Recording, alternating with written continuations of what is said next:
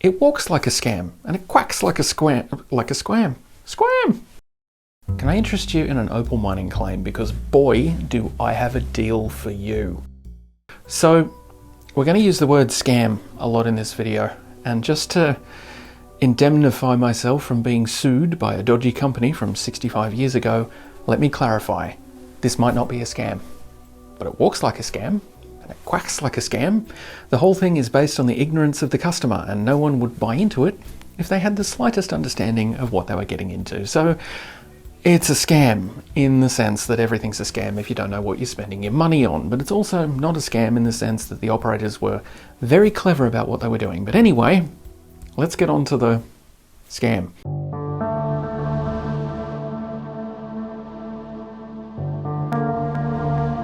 I'd like to tell you about this parchment that we have. And again, it was a fellow from Brisbane who said, I found something from Lightning Ridge in a garage sale. Can I bring it to you? And I never say no. And anybody who's been in our little cottage just knows how much there is to look at there. I need to learn to say no. But this is a fascination because it's sort of an old communist system that we all know about from early days. The Diamond Cliffs project was a planned opal mining community to be built, or possibly actually built, just north of the Queensland border, about 80 kilometres north of Lightning Ridge. And then I noticed the tiny little map just above the complex. And that gave me an idea where it was, because it's a property that straddles our border with Angledool Station up north of us, and I could ask the property owner. Oh, he remembered this great scam. He could even name the fellows who presented it. The deal was pretty simple, which is probably what would have made it appealing. A plot of land, sort of moved into each little square was the same size, with the little community. Little huts, everybody had the same, an eating hall, an activities space. The area was about 1.5 kilometres long and maybe 1 kilometre wide, with a residential compound at one end and the remainder of the site divided up into little mining claims, each claim associated with a little hut to live in or to camp in while visiting your plot to look for opal. The company would supply mining equipment, including a pretty wild looking hoist for each claim and an unlimited supply of picks, shovels and other equipment. I'm pretty sure this was targeted towards relatively wealthy people who might want to come to the area every so often to have a little bit of a dig. Other facilities provided by the company included a recreation area, a small storeroom and a cool room, a communal kitchen and dining room and a shared workshop, bathroom facilities and dormitories, and very optimistically, a gem cutting and polishing room, security room, and opal buyer's room. Beyond the boundary of the complex is an airstrip allowing access to the site by plane, a good part of the reason that I think this was aimed towards fairly wealthy people. So what was the problem? It sounds like a serviceable idea, if anything. What went wrong? And of course, the mistake they made was they chose land that was not opal bearing. So they didn't sell a one. So yeah, the biggest issue is that the site was located on land that will never produce opal, or at least it was very, very unlikely to. The location is just to the east of Hebel, and it's relatively close to the northern boundaries of the opal-bearing ridge, the geological formation on which the Lightning Ridge opal fields lie, along with the Cookham opal fields and the Angledool Mehigh fields. So it's not impossible, but it's very, very unlikely. I don't know the exact location of the Diamond Cliffs site, but based on what I can glean from the information on this panel, it was likely intended to be built in the middle of a black soil plain, which apart from being a daft place to build anything other than a wheat field, it's not the usual spot that you'd choose to start opal mining. Curiosity Mine is on Patreon. This part of the video isn't a scam. Patreon is a service that allows you to directly support your favorite creators to allow them to continue making the content that you love. If you enjoy these videos and you think Curiosity Mine deserves your support, head on over to patreon.com/curiositymine for more information on how you can support this channel directly. If you do, you'll get your name on this list of amazing people who are supporting the channel already. So head to patreon.com/curiositymine or curiositymine.com/Patreon to see what you can do to help. But for now, let's get back to really bad investments.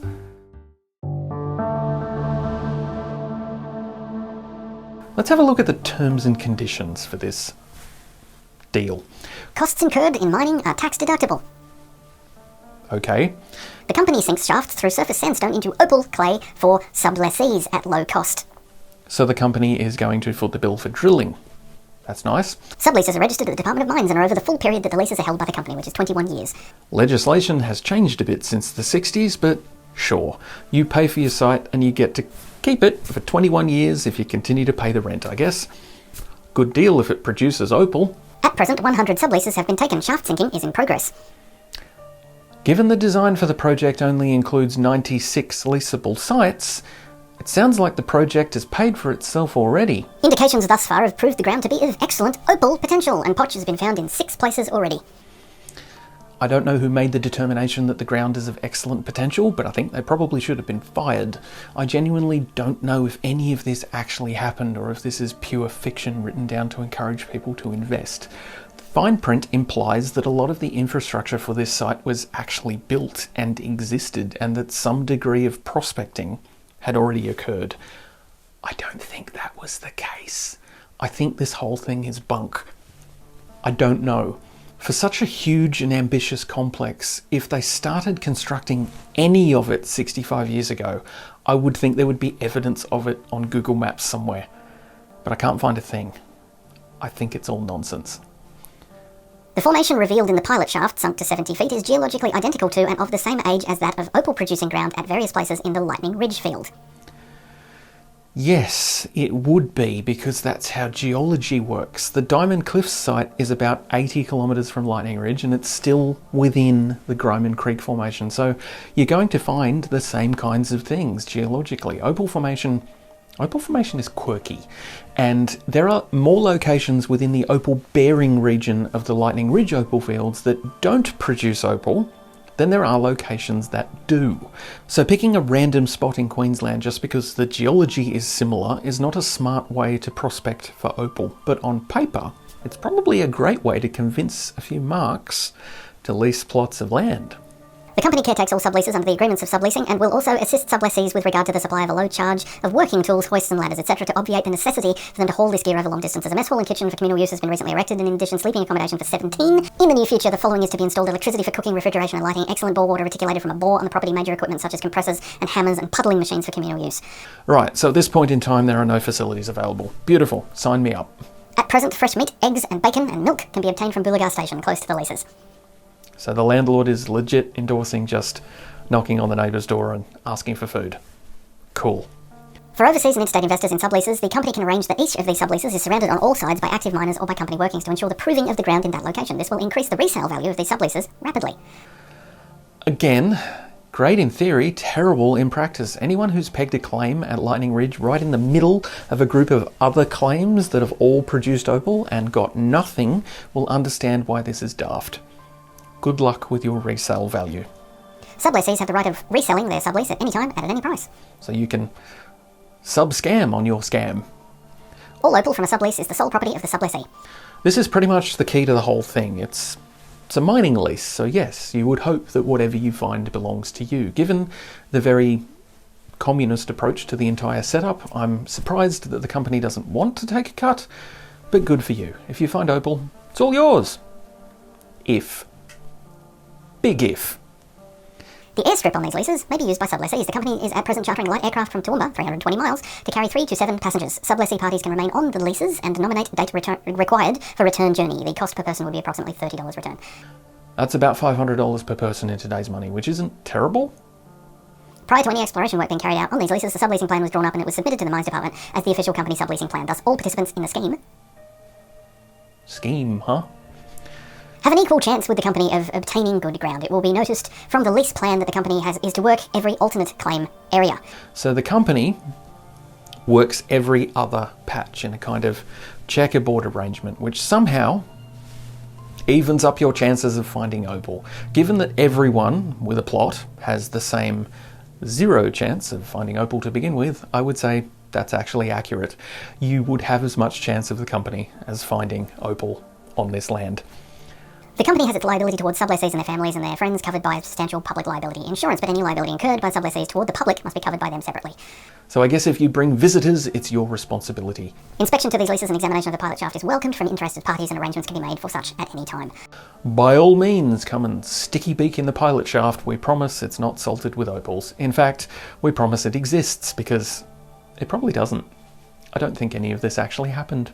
For further information, see the reverse side of this display and contact the Marineland assisting staff, who will be pleased to record your inquiry and pass it on to the company for further action. Marineland was an aquarium, kind of like SeaWorld. In fact, in direct competition with SeaWorld. I think SeaWorld bought them out, actually. They operated from around 1965 to 1976 on the Gold Coast, which gives us a good little time frame for when this scam, project, whatever, occurred. I don't think Marineland had any part in the shenanigans, apart from they were unfortunate enough to have advertising for this thing on display at their park. So, yeah, that's the Diamond Cliffs scam. A thing that thankfully didn't happen in the late 1960s to early 70s. I've been unable to find any record of the project online. Nothing whatsoever in old newspapers, very little beyond what's on this advertising panel. I do have a name or two that were allegedly involved in the venture, but I haven't been able to find anything concrete to connect them to it, so I'm not mentioning who they are. The Lightning Ridge Historical Society has had conversations with station owners in the area who have confirmed it happened, and it was undoubtedly very dodgy. As an interesting aside, the business structure of this concept is likely based on the old tribute system, which operated at White Cliffs for many years.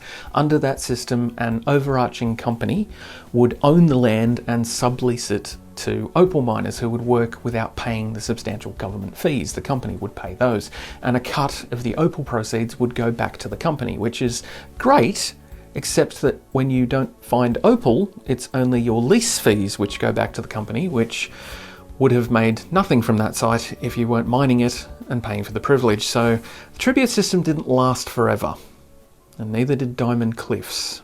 It was a pipe dream, and we're full of pipe dreams at Lightning Ridge when we're all chasing opal. This video was made with the support of the Lightning Ridge Historical Society, with special thanks to Barbara Moretz. If you enjoyed this video, please consider subscribing to Curiosity Mine on YouTube, and maybe even supporting the channel directly via Patreon. The link is in the description. And thank you for watching.